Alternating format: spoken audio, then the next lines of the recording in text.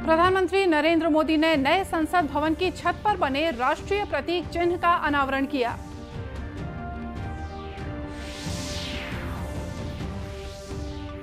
मुख्यमंत्री भूपेश बघेल ने कहा है कि प्रदेश की मछुआ नीति को कैबिनेट की अगली बैठक में दी जाएगी मंजूरी।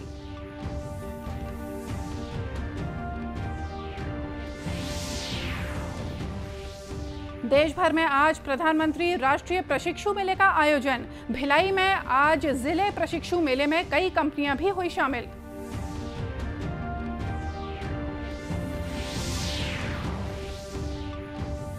और मौसम विभाग ने बीजापुर और नारायणपुर जिले के लिए रेड अलर्ट और महासमुंद सहित 5 जिलों के लिए ऑरेंज अलर्ट जारी किया।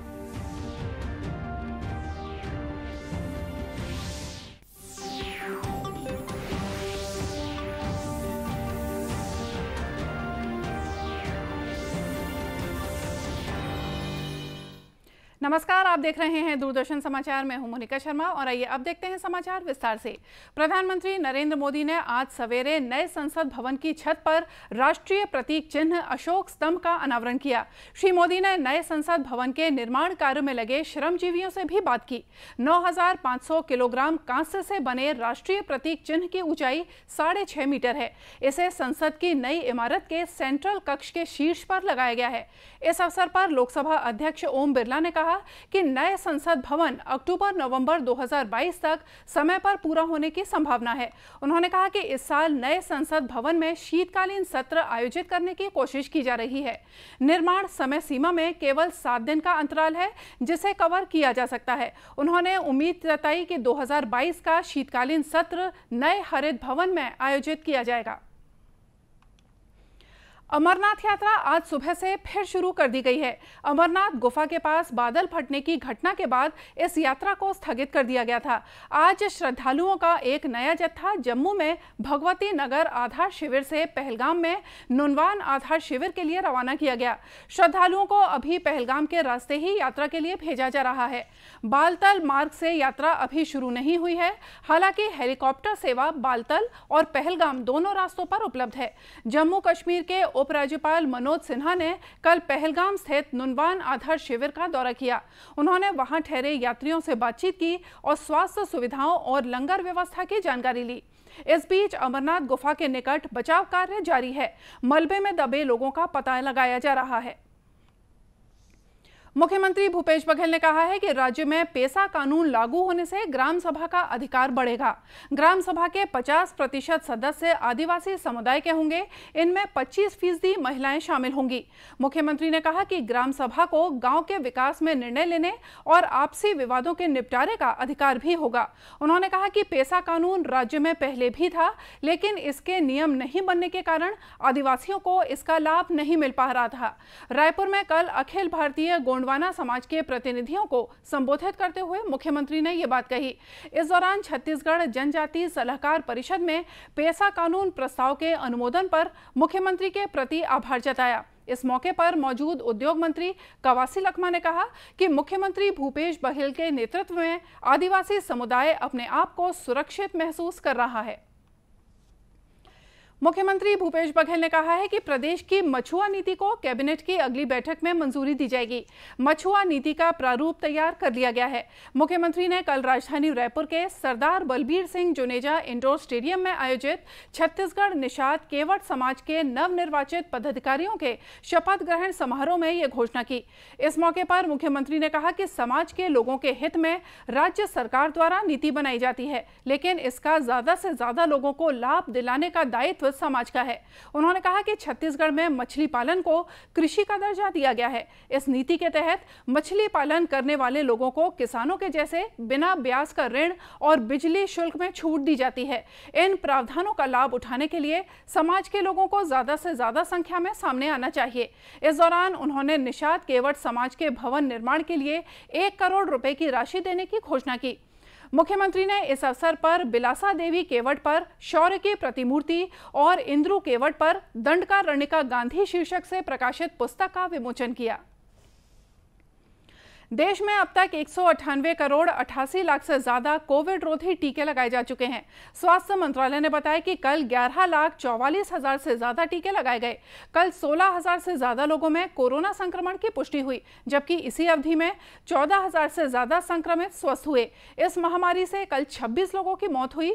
वहीं राज्यों को अब तक 193 करोड़ 53 लाख से ज्यादा कोविड रोधी टीके उपलब्ध कराए जा चुके हैं। इस बीच छत्तीसगढ़ में कल 14 जिलों में 110 कोरोना संक्रमित पाए गए हैं। इन्हें मिलाकर राज्य में कोरोना से सक्रिय मरीजों की संख्या बढ़कर 1,466 हो गई है। राज्य में इस समय सुकमा, बीजापुर और नारायणपुर में कोरोना का एक भी सक्रिय मरीज नहीं है। वहीं राज्य में अब तक 4 करोड़ 18 लाख 84 हजार से ज्यादा कोविड रोधी टीके लगाए जा चुके हैं। राजनांदगांव जिले में सुरक्षा बलों को 5 किलो का टिफिन बम बरामद करने में सफलता मिली है। माओवादियों ने जवानों को नुकसान पहुंचाने के उद्देश्य से ये टिफिन बम जमीन के अंदर छिपाकर रखा था, जिसे सुरक्षा बलों ने मौके पर ही निष्क्रिय कर दिया। अतिरिक्त पुलिस अधीक्षक नक्सल ऑपरेशन आकाश मरकाम ने बताया कि ये टिफिन बम जंगल में गश्त कर रहे पुलिस जवानों ने चाबुक नाला और दीवान टोला पुलिया के पास बरामद किया है। एक एक्सप्लोजिव बरामद किया गया है। थाना बाग नदी से आईटीबीपी बाग नदी और थाने की संयुक्त टीम एरिया डोमिनेशन के लिए निकली थी। उसी क्षेत्र में दौरान सर्चिंग के सूचना मिली कि चाबुक नाला और जो दीवान टोला है, दीवान टोला के पास पुलिया के पास आईडी होने की सूचना थी, जो आईटीबीपी और जिला पुलिस की संयुक्त टीम के द्वारा वहां जाके आईडी बरामद किया गया और उसे डिस्पोज किया गया है सुरक्षा की दृष्टि से, और जिस पर थाना बाग नदी में अपराध पंजीबद्ध किया गया है और सूचना संकलन किया जा रहा है कि इसके द्वारा इस तरह की वो घटना। ये करीब 5 किलो का प्रेशर कुकर बम था, जिसे आईटीबीपी और जिला पुलिस के द्वारा बरामद कर डिस्पोज किया गया है। श्री मरकाम ने बताया कि इस मामले में बाग नदी पुलिस ने अज्ञात माओवादियों के खिलाफ अपराध पंजीबद्ध किया है और क्षेत्र में सर्चिंग तेज कर दी है। कौशल विकास और उद्यमिता मंत्रालय द्वारा प्रधानमंत्री कौशल भारत मिशन के अंतर्गत आज देश भर में प्रधानमंत्री राष्ट्रीय प्रशिक्षु मेले का आयोजन किया जा रहा है। इसी क्रम में छत्तीसगढ़ के विभिन्न जिलों में प्रशिक्षु मेला लगाया गया। दुर्ग जिले के भिलाई में आयोजित प्रशिक्षु मेले में अनेक कंपनियां और युवा शामिल हुए। इस कार्यक्रम का मुख्य उद्देश्य कंपनियों को ज्यादा से ज्यादा प्रशिक्षुओं को काम पर रखने का अवसर देना और प्रशिक्षण और व्यवहारिक कौशल के लिए जरिए उनकी क्षमता का विकास करना है। खुर्सीपार औद्योगिक प्रशिक्षण संस्था की प्रशिक्षण अधिकारी जी वेणु ने बताया कि इस मेले के माध्यम से प्रतिभाशाली युवाओं के लिए रोजगार का अतिरिक्त अवसर उपलब्ध कराने का प्रयास किया जाएगा। काफ़ी सारे हमारे पास आउट ट्रेनीज आए हुए हैं, शामिल हुए हैं और जिन्हें मार्गदर्शन दिया जा रहा है कि कैसे अपने भविष्य का, उज्जवल भविष्य का निर्माण करें। जिस प्रकार से हमारे माननीय प्रधानमंत्री पीएम मोदी जी का कहना है कि बच्चों को, हमारे प्रशिक्षणार्थियों को स्किल के साथ साथ वरन स्वरोजगार की भी नॉलेज दी जाए उनको, कि उनके ट्रेनिंग के साथ साथ वो अपना स्वरोजगार कर सकें। इस शिविर में शामिल होने वाले उम्मीदवारों के पास 5वीं से 12वीं ग्रेड पास होने का प्रमाण पत्र, कौशल प्रशिक्षण प्रमाण पत्र, ITI डिप्लोमा या स्नातक डिग्री होना जरूरी है। युवा प्रशिक्षु 500 से ज्यादा व्यवसायों में से चुनाव कर सकेंगे। प्रशिक्षण के बाद उन्हें राष्ट्रीय व्यावसायिक शिक्षा और प्रशिक्षण परिषद का प्रमाण पत्र मिलेगा। खरीफ फसलों की सुरक्षा के लिए कल से प्रदेश व्यापी रोका छेका का अभियान शुरू किया गया है, जो 20 जुलाई तक चलेगा। इस दौरान फसल को चराई से बचाने के लिए पशुओं को नियमित रूप से गौठान में लाने के लिए मुनादी कराई जाएगी। गौठानों में चिकित्सा शिविर लगाकर पशुओं के स्वास्थ्य की जांच और पशु नस्ल सुधार के कई प्रयास किए जाएंगे। मुख्यमंत्री भूपेश बघेल ने कहा है कि रोका छेका छत्तीसगढ़ की पुरानी परंपरा है। इसके माध्यम से पशुओं को खुले में चराई के लिए नहीं छोड़ने का संकल्प लिया जाता है ताकि फसलों को नुकसान ना पहुंचे। उन्होंने कहा कि राज्य में बीते वर्षों में भी यह अभियान चलाया गया था, जिसका परिणाम बड़ा ही उत्साहजनक रहा है। इसे ध्यान में रखते हुए राज्य में चालू खरीफ सीजन के दौरान 10 जुलाई से यह अभियान फिर से चलाया जा रहा है। उन्होंने इसकी सफलता के लिए सभी किसानों और पशुपालकों से सहयोग की अपील की है। प्रदेश में मानसून की सक्रियता बढ़ गई है। राज्य के अधिकांश हिस्सों में बरसात हो रही है। मौसम विभाग ने अगले 24 घंटों के दौरान राज्य के दक्षिणी हिस्सों में भारी बारिश होने की चेतावनी दी है। मौसम विभाग ने बीजापुर और नारायणपुर जिले के लिए रेड अलर्ट और रायपुर सहित 6 जिलों के लिए येलो अलर्ट और महासमुंद सहित 5 जिलों के लिए ऑरेंज अलर्ट जारी किया है। मौसम विभाग ने आज जारी अपने बुलेटिन में बताया कि बीजापुर और नारायणपुर जिलों में 1-2 स्थानों पर गरज चमक के साथ अति से अति भारी बारिश होने की आशंका है। इसके अलावा सुकमा, दंतेवाड़ा, कोंडागांव, बस्तर और महासमुंद जिलों में 1-2 स्थानों पर आकाशीय बिजली गिरने के साथ ही भारी बारिश हो सकती है। वहीं मौसम विभाग ने रायपुर, बलौदाबाजार, गरियाबंद, धमतरी, राजनांदगांव और कांकेर जिले में भी अगले 24 घंटों के दौरान भारी बारिश की चेतावनी दी है। राज्य में कांकेर और सुकमा जिले में तेज बारिश के कारण नदी और नालों में लबालब पानी भर गया है। अंतागढ़ में देर रात जमकर बारिश हुई, जिससे जोगीधारा नदी सहित अनेक नाले उफान पर हैं। कोदागांव पुल के पास पानी बह रहा है और अंतागढ़ और चारगांव मार्ग का संपर्क दूसरे क्षेत्रों से टूट गया है।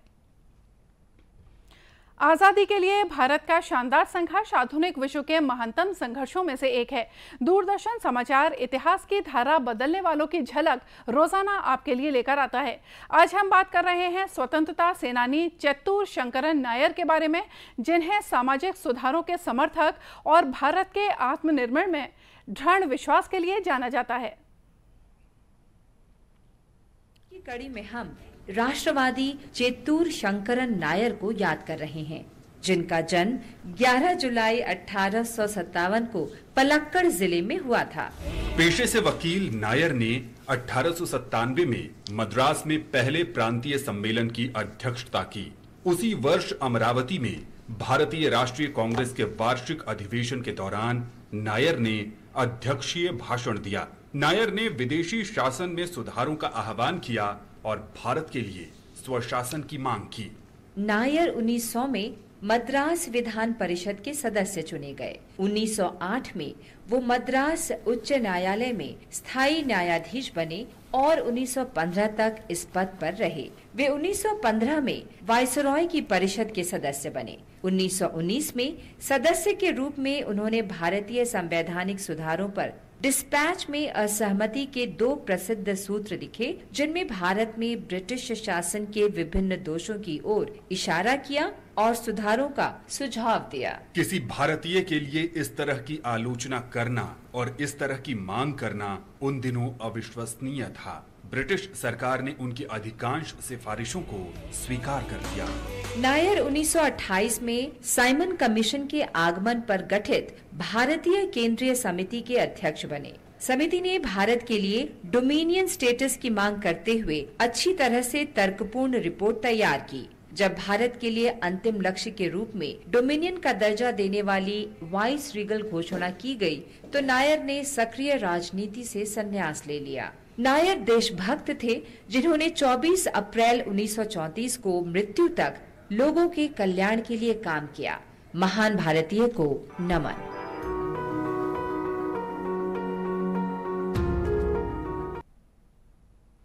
दूरदर्शन केंद्र रायपुर से प्रसारित होने वाले प्रादेशिक समाचार को आप YouTube पर भी देख सकते हैं। हमारे YouTube channel Chhattisgarh DD news पर प्रादेशिक समाचार उपलब्ध रहेगा। YouTube चैनल का लिंक और QR कोड आप स्क्रीन पर देख सकते हैं। अपने एंड्रॉयड फोन से QR कोड स्कैन कर आप छत्तीसगढ़ DD न्यूज लिंक पर जा सकते हैं। इसके अलावा छत्तीसगढ़ DD न्यूज फेसबुक और ट्विटर पर भी उपलब्ध है। और आइए देखते हैं अंत में मुख्य समाचार एक बार फिर से। प्रधानमंत्री नरेंद्र मोदी ने नए संसद भवन की छत पर बने राष्ट्रीय प्रतीक चिन्ह का अनावरण किया।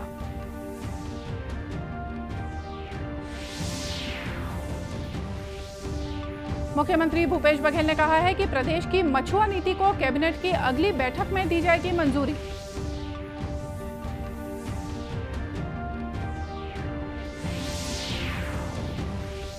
देश भर में आज प्रधानमंत्री राष्ट्रीय प्रशिक्षु मेले का आयोजन। भिलाई में आयोजित प्रशिक्षु मेले में कई कंपनियां भी हुई शामिल।